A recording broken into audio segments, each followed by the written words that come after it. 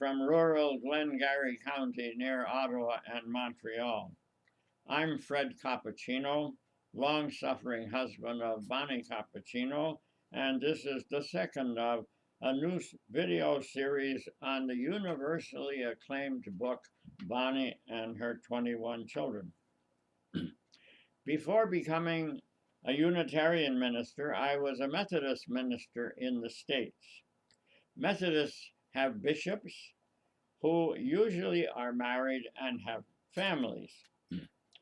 I don't think there's any truth to the story about the young woman who was dating a theological student and took him around to meet her grandfather, who was quite deaf, almost as deaf as I am.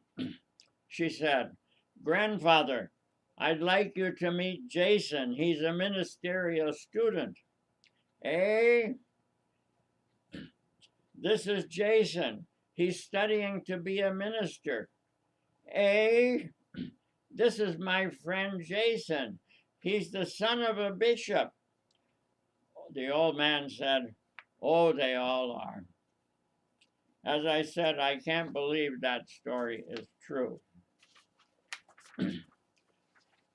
But the mostly true story in the book Bonnie and Her 21 Children takes place from the time Bonnie and I met in 1953. It continues through her raising and acquiring and raising 21 children, of whom 19 were adopted, and goes up until the last child left home around 1993.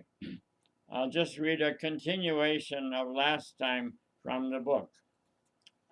Quote, "In a 30-day period that summer, 1953, I graduated from seminary, got ordained, got appointed to my first church, and got married in that order. Before the wedding, full of idealism, I asked our Methodist bishop to send us to a difficult charge. He did. Chicago's McKinley Park Methodist Church had kicked out its 3 previous ministers, one right after another. I was going to ask my black roommate to be our best man at the wedding. Bonnie's brothers heard about this and said, if we invite a black person, they won't come, and Bonnie's dad wouldn't attend either. Bonnie and I agonized over this, and we decided that a wedding, after all, is a family affair. Advocacy would come later, which it certainly did. Bonnie was 19, I was 27, and full of guilt for robbing the cradle. We decided to have 2 children born to us in keeping with zero population growth, and if she wanted more, to adopt 1 or 2, but she gets carried away. And my dilemma is, she knows I'm totally enchanted with her, and she takes advantage. At that time, I was naively unaware that she was afflicted with an incurable ailment, cerebrum infanti. That's some kind of Latin for babies on the brain. The church paid a munificent $2,500 per annum, but better yet, had a parsonage next door. No furniture, to be sure, but all that room. Bonnie thought of all the children she could fit into those 4 rooms plus bath. The Chicago Tribune had a series about unwanted babies left at the Cook County Hospital. Bonnie applied to an agency for foster children. We had all that space, and Bonnie felt that each day that went by without children was a day wasted. The social worker said she would come to our house on Tuesday morning. We were expecting her at 10:30. She rang the doorbell at 10 o'clock. The front room was in disarray. We invited her in anyhow, sat her in the one stuffed chair we acquired. I moved the vacuum cleaner off the cluttered carpet, and we sat on the apple crates and boards that were our furniture. We fully expected that she would jump at the chance to let us have at least one child. After all, there were so many without homes. As she left, she said she would be back in touch a week later. We waited anxiously for a week. She returned and reported that she fully appreciated our good intentions, but her decision was that we hadn't been married long enough. As we look back on it, perhaps 3 months is not enough time for a couple to get adjusted to married life, but at that time we were devastated. After the worker left, Bonnie sat in my lap in the same stuffed chair and cried for a solid hour. Here endeth today's reading. In a day or two, I'll read another exciting excerpt from the book. And before you turn the dial to something of lesser quality, here's just a little update on Child Haven International. Bonnie just got home on June 23rd after a month and a half of having fun with 1,300 formerly destitute children over in India, Bangladesh, and Nepal.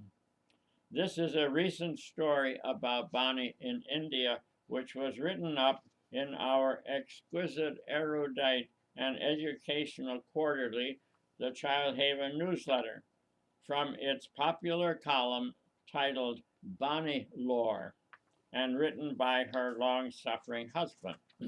Quote, on a recent trip to our children's home in the village of Mew, Bonima asked if the fence had been completed around the compound yet.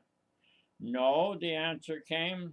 One neighboring farmer still doesn't agree with the boundary set by 3 different surveyors on 3 separate surveys done at his request on the border between our properties. The staff had met with him many times.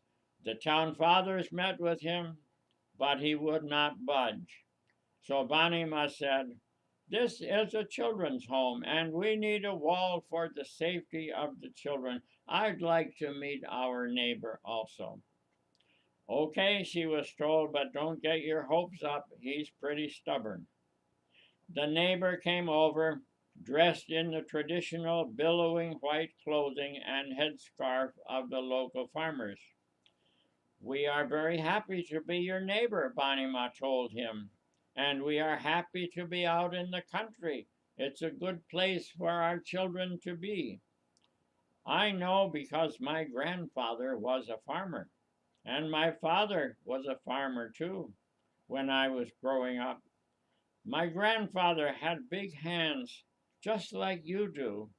I can tell by your hands that you are a hardworking and capable farmer.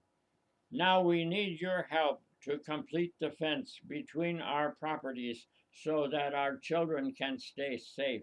Won't you help us with that? After some more conversation, the farmer agreed. Now we will have him come over and give us advice about our new garden. Here endeth that reading. Again, we'll close with a song. I know you enjoyed my expert rendition last time of the fat man that waters the workers' beer. Today we're going to sing another old Union song. It's about a long-haired preacher. It's a bit irreverent, and I hesitate to sing it because I've been a preacher myself nigh unto 70 years.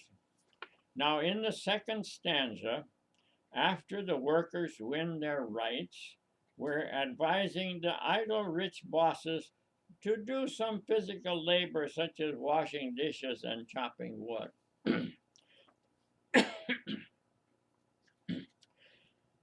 Long-haired preachers come out every night, try to tell you what's wrong and what's right. But when asked about something to eat, they will answer in voices so sweet. You will eat by and by in that glorious land above the sky. Work and pray, live on hay. You'll get pie in the sky when you die. Working folk of all countries unite. Side by side we for freedom will fight. When the world and its wealth we will gain, to the banker we'll sing this refrain. You will eat by and by when you've learned how to cook and to fry. Chop some wood, 'twill do you good, and you'll eat in the sweet by and by. Thank you for your patience and indulgence. See you next time.